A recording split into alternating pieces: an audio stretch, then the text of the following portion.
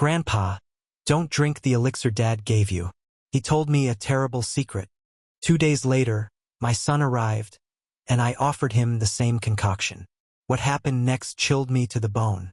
But before we dive in, please subscribe to the channel and share your current time in the comments below.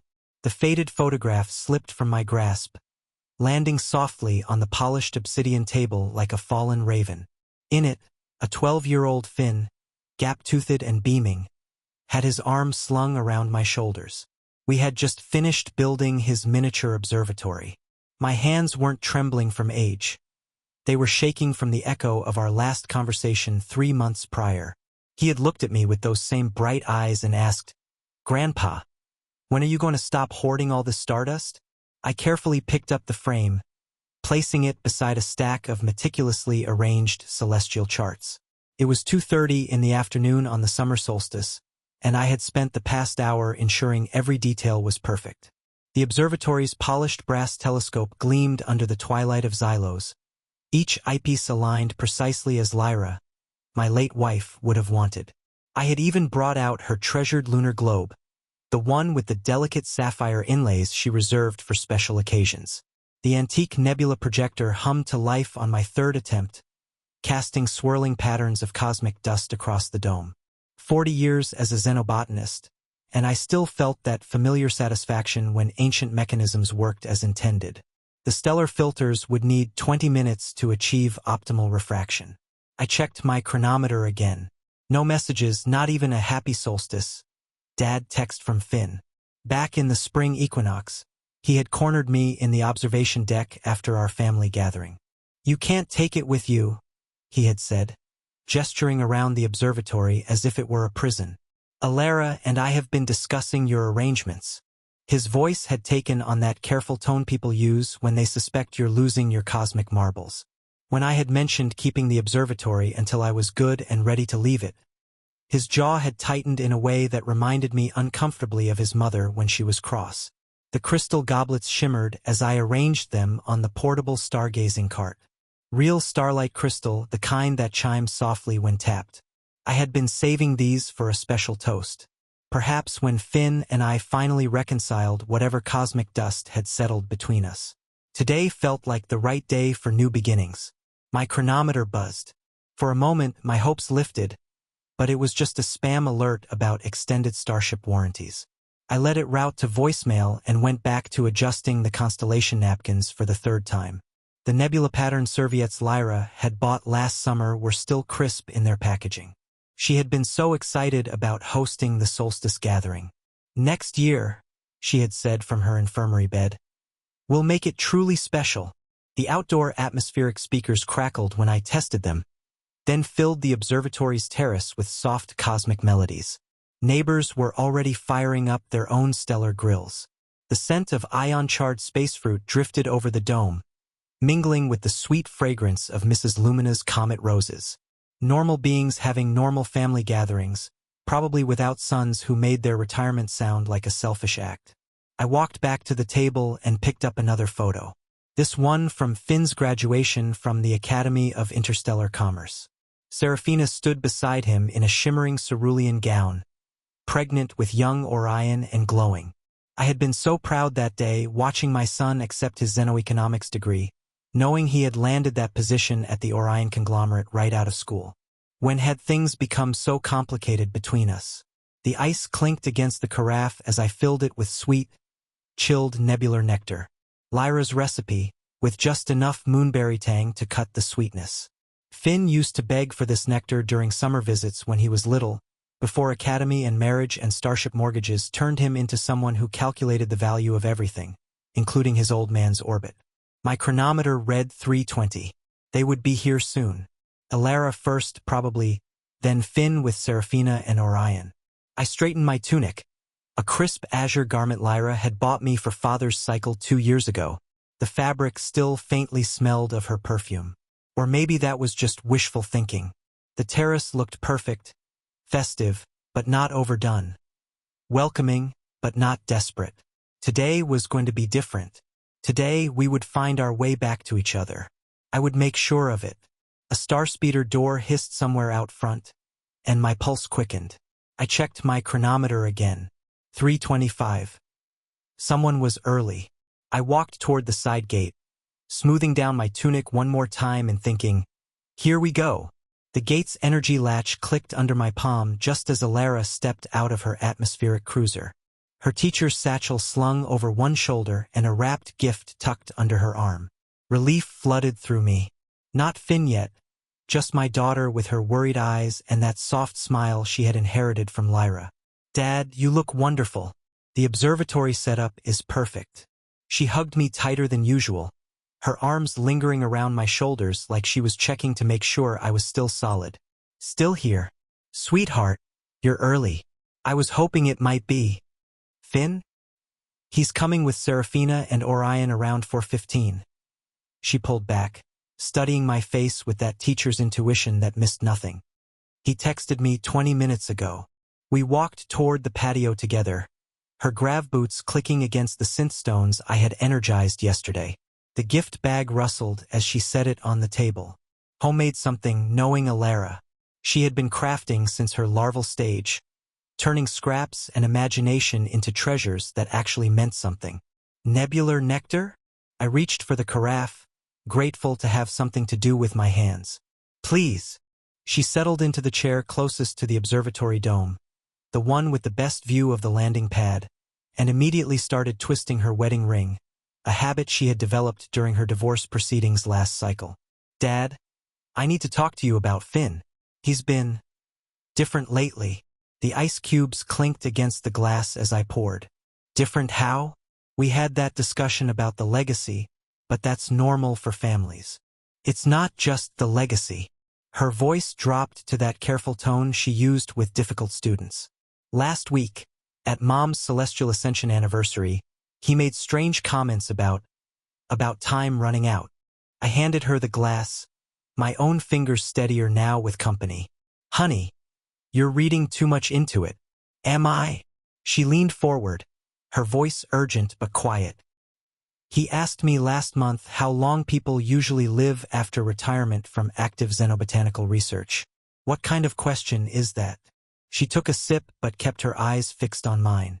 And when I mentioned you'd been taking those new longevity supplements, he got really interested, wanted to know the dosage, the side effects, whether you ever felt disoriented. The words hit me like cold starlight. I lowered myself into the opposite chair, the synth aluminum frame creaking under my weight. Aetheria, that's just... He's concerned about my health. That's good. Isn't it? Is it? She leaned forward, her voice urgent but quiet. Last cycle, I stopped by their dwelling to drop off Orion's Starball uniform. Finn was on the comlink in the fusion generator room, and I heard him say something about natural cessation, and no one would question it at his age. When he saw me, he hung up immediately and claimed it was a work call about server maintenance. My mouth felt dry despite the sweet nebular nectar. Maybe it was work. You know how people talk. Everything's about crashes and failures. She shook her head, twisting that ring faster. Dad, he's been asking weird questions about your daily routine, what time you take your supplements, whether you ever drink alone in the evenings. And then there's the credit situation. Credit situation? They're in deep, Dad. Seraphina let it slip that they're behind on their Starship mortgage, and Orion needs surgery for his spatial dyslexia. Insurance won't cover all of it. She glanced toward the landing pad again, as if Finn might materialize at any moment. I think he's counting on certain things happening sooner rather than later. The cosmic music from the speakers suddenly seemed too loud, too cheerful for the weight settling in my chest. I wanted to defend my son, to find rational explanations for everything Aetheria was describing, but the memory of his face during that spring equinox argument came flooding back. Not just anger, but calculation, like he was already mentally dividing up the celestial estate. Aetheria, he's your brother, our family. People say things when they're stressed. Do they say things like, Grandpa won't be around forever, in front of their 14-cycle-old son? Her voice cracked slightly. Orion told me last cycle that his dad keeps talking about after Grandpa, not when Grandpa gets older or someday after, like it's already decided. I stared at the crystal goblets catching the late afternoon light. those shimmering symbols of hope and reconciliation I had so carefully arranged. The photo of young Finn seemed to mock me from its place between the salt and pepper shakers. We sat in uncomfortable silence, both of us checking our chronometers, both of us listening for the sound of starspeeder doors. The neighbors' barbecue laughter drifted over the dome, normal families having normal celebrations, without poisonous undercurrents. At 4:10, multiple starspeeder doors hissed in quick succession. Aetheria stiffened in her chair, her knuckles white around the nebular nectar glass. Orion's voice carried over the dome. "Grandpa, we're here." She reached across the table and gripped my wrist. "Promise me you'll be careful, Dad. Please." I patted her hand dismissively, though my heart was hammering. "Everything's fine, sweetheart. You worry too much." But as I stood up and straightened my tunic, I caught myself glancing at those crystal goblets again, wondering if I was being paranoid or just finally paying attention. "Game face on, sweetheart," I said, forcing a confidence into my voice I didn't quite feel. Orion bounded through the gate like a golden-furred spacehound puppy, all knees and elbows in genuine joy. "Grandpa, happy solstice. I missed you so much." I caught him in a bear hug, lifting him despite the protest in my lower back. At 14 cycles, he was getting too big for this, but he laughed and squeezed tight anyway. This was real. The love in his voice, the warmth of his embrace. Whatever darkness Aetheria imagined, it hadn't touched Orion. "There's my favorite grandson. How tall you've gotten." "I'm your only grandson," he grinned, the same lopsided smile Finn had worn at that age. Seraphina appeared next, carrying 2 covered nutrient dishes and wearing a synth silk sundress that made her look younger than her 43 cycles. "Happy solstice, Sylvan. I brought your favorite graph potato salad and that void corn casserole you always ask for. You didn't need to go to such trouble, dear." I kissed her cheek, breathing in her familiar vanilla nebula perfume. Seraphina had always been the steady one, the peacemaker who smoothed over family tensions with homemade food and genuine kindness. Then Finn emerged from behind the Orion-class cruiser, moving with careful deliberation. He carried an elegantly wrapped bottle, the kind of presentation that screamed expensive. His smile was perfectly calibrated, warm enough to seem genuine, but his eyes remained flat, calculating. "Happy solstice, Dad." He approached like he was walking through a minefield, each step measured. "I got you something special." The bottle felt heavier than I had expected when he placed it in my hands. Premium wrapping paper, silk ribbon, the works. Through the tissue, I could make out the distinctive shape of an ethereal elixir bottle. "You didn't need to. Aetheria 25-year reserve. The good stuff." His voice carried that forced enthusiasm people use when they're trying too hard to sound generous. "Cost me a fortune. But hey, you only turned 75 once, right?" I stared at the bottle, its weight suddenly ominous in my palms. 25-year Aetheria. I knew enough about elixirs to recognize we were talking about a 400-credit bottle, maybe more. The kind of gift that was either genuinely generous or expensively calculated. "This is very generous, son." The words felt thick in my mouth. Finn stepped closer, ostensibly to admire the bottle in my hands. His voice dropped to barely a whisper meant only for my ears. "Just don't choke on it." The words hit me like a physical blow. I looked up sharply, but his face was already composed in that practiced smile, and he was speaking at normal volume again. "You deserve the best, Dad.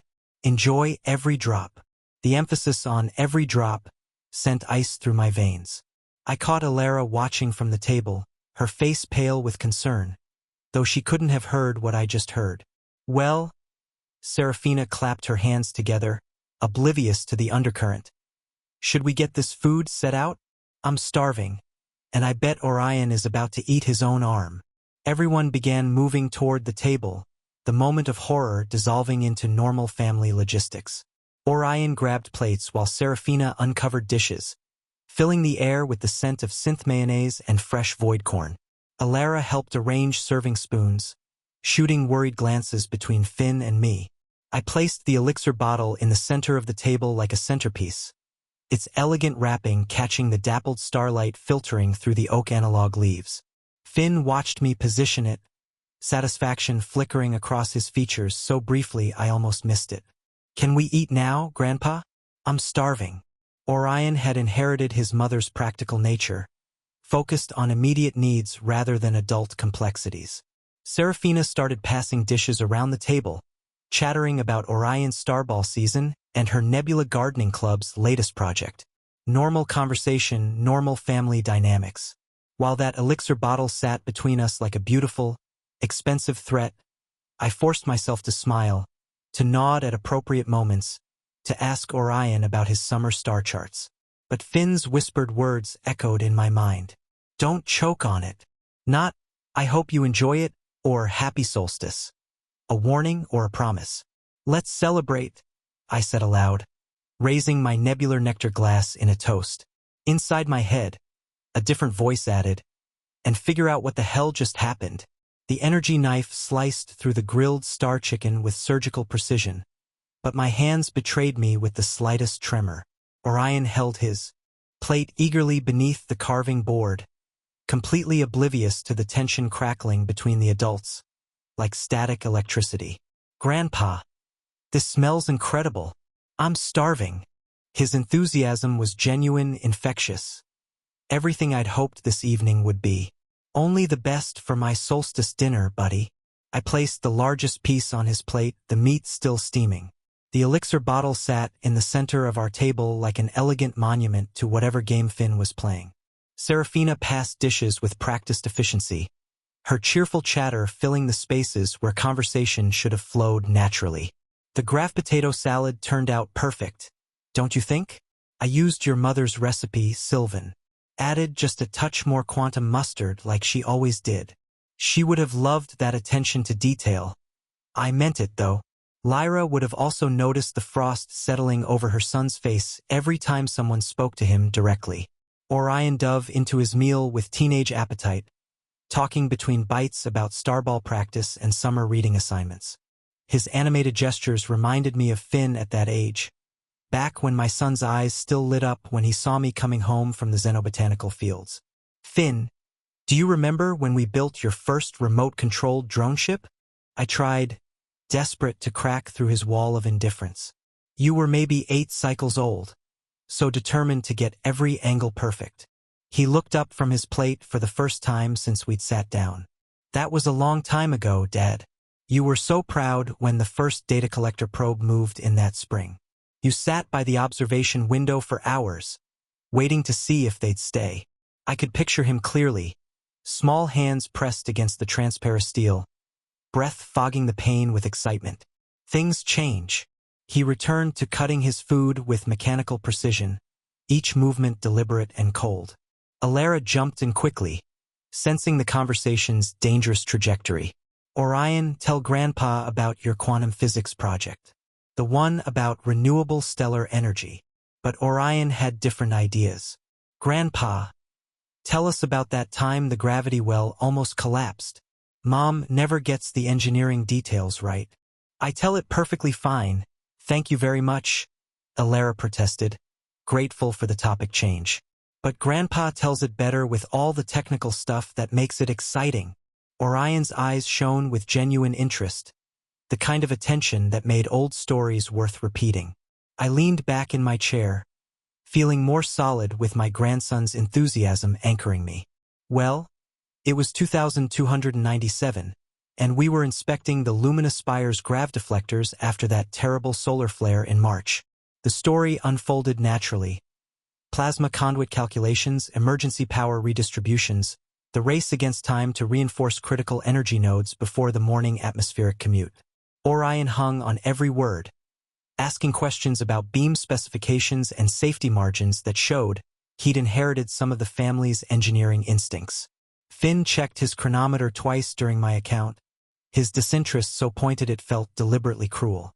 Serafina listened politely while serving seconds, and Alara encouraged me with nods and follow-up questions. But I could see her watching Finn's face, cataloging his coldness for later analysis. "So, you basically saved hundreds of people," Orion's voice carried that adolescent awe that made me remember why I'd loved my work so much. I did my job, kiddo. That's what xenobotanists do. We solve problems before they become disasters. I caught Finn's sharp look at those words, something flickering behind his eyes that made my stomach tighten. The twilight had shifted lower, casting longer shadows across our table. The elixir bottle caught the light differently now, its crystal surface throwing fractured rainbows onto the white synth cloth. Beautiful and somehow ominous, like everything else about this solstice that wasn't going according to plan. Can I have some of that special elixir, Grandpa? Just a tiny sip for your birthday. Orion's innocent question hit the table like a dropped glass. I reached toward the bottle automatically, then caught Finn's sharp, predatory look and froze mid-motion. Maybe when you're older, buddy. The words came out strained, uncertain. Finn's expression relaxed slightly, satisfaction replacing alert tension. Aetheria stood abruptly, gathering empty plates with sudden efficiency. Well, this was lovely, but we should probably. You don't need to clean up, honey, I protested weakly. But Aetheria was already in motion, stacking plates with the methodical purpose of someone who needed busy work to process complicated emotions. It's no trouble, Dad. She balanced 3 plates in one hand while reaching for serving spoons with the other. Besides, many hands make light work. Orion groaned dramatically from his chair. Do we have to leave already? I don't want to go yet. Can I sleep over? Please, Grandpa. The hope in his voice nearly broke my heart. Next time, buddy. Maybe next weekend if your parents say yes. I ruffled his hair, memorizing the feel of it beneath my palm. I'll even make those starfruit pancakes you love. Promise. Promise. I'll bring my sleeping bag and we can watch old Starflix. His excitement was a bright spot in an evening that had grown increasingly hollow. Promise. The word felt heavier than it should have, weighted with an uncertainty I couldn't quite name. Serafina moved efficiently around the table, gathering her empty nutrient dishes and wrapping leftover star cake in shimmering foil. Sylvan, thank you for such a wonderful evening. The stellar grilling was masterful, and that void corn salad was perfect with the chicken. It was nothing special, just family time. But even as I said it, I knew it had been something special, just not in the way I'd hoped. Special in its revelation of how far apart we'd all drifted, how much careful choreography it took to maintain even the pretense of closeness. We moved in a familiar dance toward the front yard, everyone carrying something. Leftover food, gift bags, the remnants of celebration. Orion dragged his feet, still pleading his case for an extended visit, while the adults gathered jackets and keys with the practiced efficiency of people eager to escape. The evening air felt cooler on the front lawn, filled with the distant sound of atmospheric fire dancers beginning in other neighborhoods. Serafina loaded her dishes into the Orion-class cruiser's trunk while Orion climbed reluctantly into the back seat, still waving at me through the rear window. Thanks for dinner, Dad. Finn's voice carried no warmth, just obligation fulfilled. He extended his hand for a shake instead of the hug I'd instinctively moved toward. We'll see you soon. His palm was dry, the grip perfunctory and brief. Son, I hope we can talk more next time. Really talk, about everything. Sure, whatever. He was already turning toward the pilot's seat, eager to put distance between us. Aetheria lingered, her keys jingling nervously in her hand. Dad, comlink me tomorrow, okay? Just to check in. I'm fine, sweetheart. Stop worrying about your old man. I forced lightness into my voice, though her concern was starting to feel prophetic rather than paranoid. I can't help it. That's what daughters do. She hugged me tighter than usual, her face pressed against my shoulder for an extra moment. When she pulled back, her eyes were bright with unshed tears. I love you. You know that. I love you too, baby girl. Drive safe. 2 atmospheric cruisers pulled away from my curb in succession. Finn's Orion class disappearing quickly around the corner without a backward glance. Aetheria's atmospheric cruiser following more slowly, her hand waving through the pilot's window until the darkness swallowed both vehicles. I stood alone in my front yard, porch light casting a yellow circle around my feet, listening to the silence that rushes in after departing family. The evening felt unfinished, like a song that ended on the wrong note. Inside, the kitchen looked like the aftermath of good intentions. Dirty plates waited beside the sonic sink, serving spoons scattered across counters, the elixir bottle sitting prominently where I'd left it. The elegant packaging seemed to mock me now. All that expensive presentation for what? A dinner that revealed more fractures than it healed. I picked up the bottle, hefting its weight, studying the label with new attention. Aetheria 25-year reserve, the kind of elixir that costs more than most people spent on groceries in a cycle. Either an extravagantly generous gift or an expensively calculated one. The crystal felt cold in my hands despite the warm evening. Maybe one glass wouldn't hurt. It was my solstice after all, and if the day had taught me anything, it was that hoping for reconciliation was probably naive. Sometimes a being just needed a drink to wash down disappointment. I reached for a clean goblet from the cabinet, then paused as my chronometer buzzed against the counter. The screen lit up with a text notification, and I set down the elixir glass to read what I assumed would be a belated solstice message from a neighbor or old colleague. Instead, Orion's name appeared above words that made my blood freeze. Grandpa, don't drink the elixir Dad gave you. I saw him put something in it. Something bad. I stared at the message, reading it 3 times before the meaning penetrated. My fingers fumbled as I typed back, "What? Why would you say that?" The response came quickly with the lightning speed only adolescents possessed. He had a little vial and poured stuff in. Then he shook it up. I asked what he was doing and he got really mad and said, "Never mind." The kitchen tilted around me.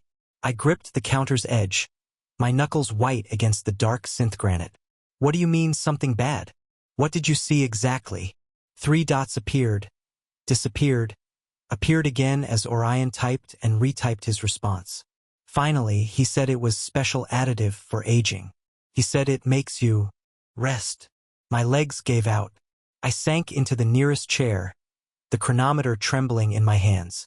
The expensive elixir bottle sat across the kitchen like an accusation, its crystal surface reflecting the overhead lights back at me in fractured pieces. "Thank you for telling me," I managed to type, my thumbs clumsy on the small screen. "Delete these messages right now. Don't let anyone see them." "Already doing it," came Orion's immediate reply. "Are you okay, Grandpa?" I was so scared. Scared? My 14-cycle-old grandson had been carrying this knowledge for hours, watching his father give poisoned elixir to his grandfather, torn between family loyalty and basic human decency. The courage it must have taken to finally send that warning. "I'm okay now, thanks to you. You're a brave boy. This stays between us." I forced steadiness into my words despite the earthquake happening inside my chest. "I love you, Grandpa." Those 4 words hit harder than any physical blow. "I love you too, son. More than you know." I set the chronometer down and stared across the kitchen at Finn's gift. The bottle that had seemed elegant before now looked sinister, its expensive wrapping paper like funeral garb. My son, my own flesh and blood, had tried to poison me. On my 75th solstice in front of his own child. The room felt too small. Suddenly, walls pressing in as the full weight of betrayal settled over me. I moved to the living room, needing space to process what Orion had revealed. Every detail from dinner took on new meaning. Finn's cold satisfaction when I'd reached for the bottle. His emphasis on enjoy every drop. The way he'd watched my reactions with predatory patience. "Don't choke on it." Not a casual comment, but a promise, a threat, a preview of what he hoped would happen when I drank alone later, when there would be no witnesses to what looked like natural cessation at my age. I slumped into Lyra's old reading chair, the one with the faded star-patterned upholstery she'd refused to let me replace. The elixir bottle glowed under the kitchen lights, beautiful and deadly, like everything else about my son that I'd failed to see clearly. How long had he been planning this? Was it just about credits? Or had his hatred run deeper than I'd realized? And what kind of poison had he used? Something that would mimic a stellar collapse, probably, or a graveshock. Something that would let him play the grieving son at my memorial while secretly celebrating his inheritance. My chronometer lay silent beside me, all evidence of Orion's warning erased. The boy had risked everything to save me, while his father had smiled and shaken my hand after literally handing me death in an expensive package. I whispered to the empty house, "What am I going to do now?" The question hung in the air like nebular gas, heavy and unanswered. My 75th solstice had become the day I learned my son wanted me dead. And the only person who tried to save me was a 14-cycle-old boy caught in an impossible situation. I stood up slowly, my joints protesting, and walked back to the kitchen. The elixir bottle seemed to pulse with malevolent energy as I approached it. No longer a gift, but evidence of attempted murder. I picked it up carefully, as if it might explode, and held it up to the light, wondering what deadly substance lay hidden in that amber liquid that had cost my son 400 credits and whatever remained of his soul. Sleep had been impossible. I'd spent the night staring at that elixir bottle, Orion's warning echoing in my mind like a prayer I couldn't stop repeating. By 8 a.m., I was dressed and researching xenobiological laboratories online. My xenobotanical background demanding concrete evidence before I could accept the unthinkable truth about my son. The Xylos Forensic Lab occupied a sterile building downtown, all synth glass and polished steel, that reminded me of the corporate offices where I'd once presented structural analyses of ancient flora to skeptical clients. I carried the elixir sample in a sealed data jar, the amber liquid sloshing gently as I walked through automatic doors into an environment that smelled of antiseptic and determination. "What type of analysis are you requesting, Mr. Kalin?" The technician, a young woman with kind eyes and a professional demeanor, didn't seem fazed by a 75-cycle-old man requesting poison detection on expensive liquor. "I need to know if anything has been added to this elixir that shouldn't be there." My voice was steady, but my hands trembled slightly as I set the jar on her counter. "Suspected adulteration. Will run a full toxicology screen. Should have results in about 3 hours." 3 hours. I filled out paperwork with the careful precision I'd once applied to bridge specifications. Every detail documented for what might become legal evidence. Chain of custody forms, contact information, payment processing, the bureaucracy of discovering your son tried to murder you. The waiting room featured uncomfortable chairs and outdated data mags I couldn't focus on reading. BioCoffee sat untouched in a paper cup while I rehearsed conversations I might need to have depending on what the analysis revealed. Part of me still hoped Orion had been mistaken, that